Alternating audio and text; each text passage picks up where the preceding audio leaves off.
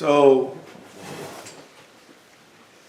Rabbi Simantov, thank you, said, I couldn't have said it better myself, I'll tell you that much. Now somebody asked me, how heavy were the Luchot HaBrit? So, I didn't know exactly, what to say to this person immediately. So I looked.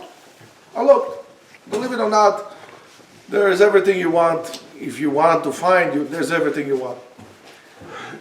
So I figured, let's look at, granite, marble, limestone, sandstone, and see what it is.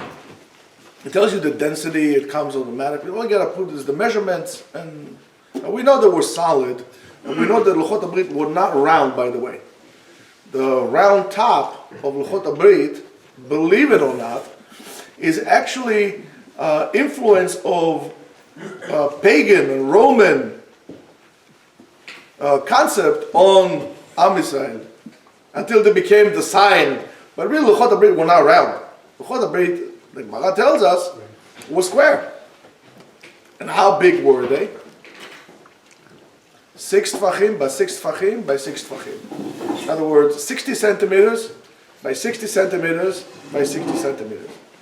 I put this dimension in. Okay? You get 500 kilos on average, give and take, 520, 550, but let's say 500 kilos. It's about over 1,000 pounds. Every kilo is 2.2 pounds. Now, listen, I'm a, fit guy, a good-looking guy. I cannot live, even Eitan, the Viking in training here, that puts weights on this. He cannot lift 500. I mean, it's 500 kilos, like this and this thing. It's crazy. Why did Moshe Rabbeinu lift it up? What does it say about me? What do I learn from it? Well, I learned from it something very interesting, at least for me. I think in the Chazal of Navy SEALs, they say something like this. There are 3 options in life. Give out, give up, give in, or give it all you got. It's up to you. Now, okay, so I'm going to give it all and that's what it is with people. I'm giving in, no, it's okay, the Yetzer Hara, or I give up, it's too much for me. I cannot take this whole thing. Look at all this whole, I cannot learn all this. I can't even lift it. If somebody gives you the whole Gemara, I cannot lift it. It's heavy. Needless to say, Luchot HaBrit. But the answer is very simple. If you're going to give it all you got, you also need to outsmart yourself, right? You need to be able to do it right. How you do it? Very simple.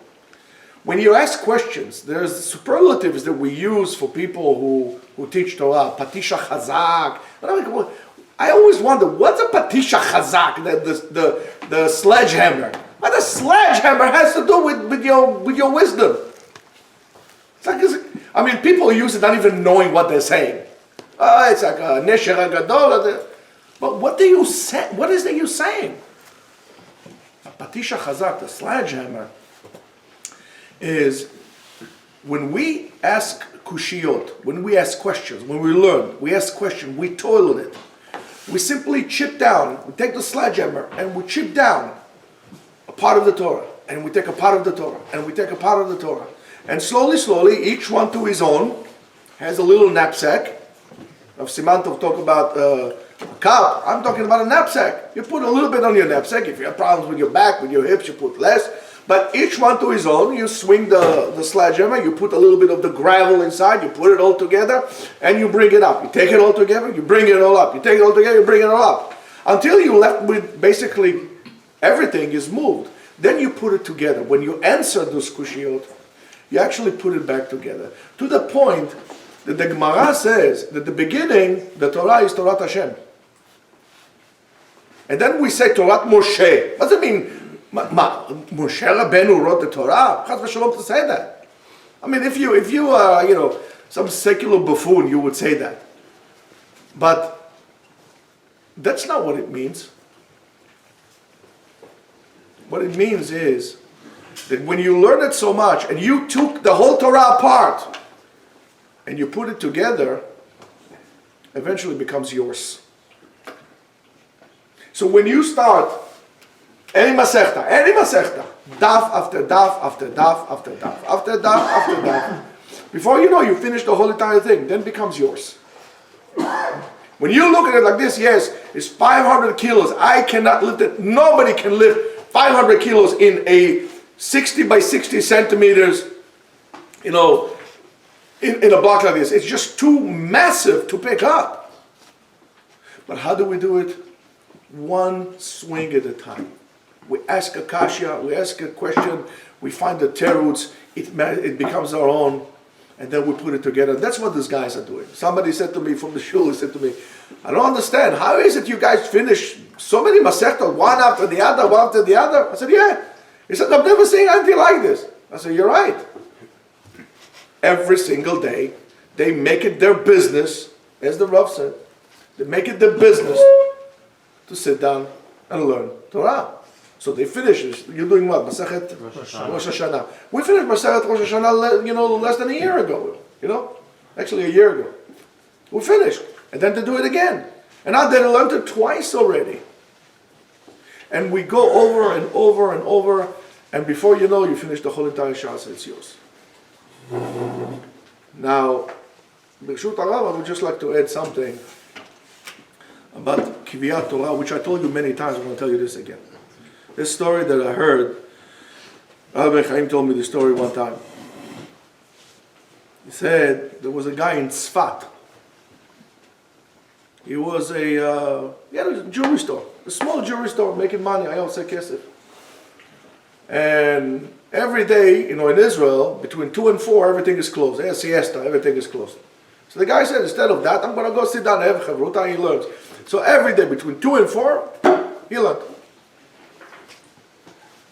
One day, the wife sends his son to the father, come home immediately. Makara, something. So he says to Chavruta, I'm sorry, Mechila, I'm running. Something happened. My wife never bothers me. So he's all petrified. He runs home. Says to him, Makaran, what happened? She said to him, Tishma, this guy was here before. He's coming again. He wants to sell a huge amount of gold in very, very cheap. The husband looked at her and said, that's what you called me for? And she says, yes, we can make a lot of money like this. He said to her, listen, I'm going to ask you a question. If I was dead in Olam Haba, and somebody comes with a good deal, could you have called me to come in? She said, no. He says, well, from now on, between 2 and 4, I'm dead. Don't call me ever again. And he turned around and he went back to his chavruta. And that is very important in achieving a goal, because not only it's important to learn Torah every single day, it's also important that while you're learning Torah, the world around you has vanished. There's no telephone, there's nothing to worry about. It's your refuge. Leave it for anything else. Leave it for the fact that you can actually achieve. Imagine you're going to the gym, okay? Right? So you're like this, wearing your show-off clothes, coming to the gym, you lift it, you do 1, 2, 3, all on the telephone, 1 second, you put it down, you have the phone, 5 minutes on the phone, you go back again to the dumbbells, 1, 2, 3, 5, whatever, 10, another telephone call, all of a sudden you go to the rowing machine, you see your friend, how you doing? Before you know, all you did workout is maybe 5 minutes, but you spoke for something. You're never going to achieve anything like this. You need continuity. Continuity, so when you are here, when you're learning, when you're doing anything, don't listen to what people tell you. You have to multitask. Multitask is a recipe for being a failure. Because you can't reach excellence unless you give it all you got when you're doing what you're doing. And that's the difference between, let's say, a regular foot soldier and a special op person like Navy SEALs or Delta Force or people like this. Concentrate on the task that is ahead of you and doing the best you can. Yes, I know everybody wants to be home and to take a hot shower and to have maybe a cocoa, maybe a bourbon and just take it easy. Put some Louis Armstrong in the background or Miles Davis playing, some jazz and just relax. But that's not a way to go anywhere. Hey, maybe get your liver enlarged, but it's not a way to go anywhere. As they say in the army, get comfortable with being uncomfortable. And you hear, and all of a sudden, before you know, it's very comfortable, you don't care about anymore whatever people are saying. When you leave the Bet Medrash after you learned, your friend who never showed up would never be able to catch up to you. Because you're always ahead of him. And we don't want to be behind. And there's a tremendous achrayut in each and every one of us to come and learn, to make the difference, to know and to teach as much as we can before we do everything else. So for that, two Bachurim, Idan, three. Are you also? Wow, אתה כבר חתן גדול, אז גם שבוע שעבר, last week you had a, wow, it's amazing. That's why you're wearing a jacket.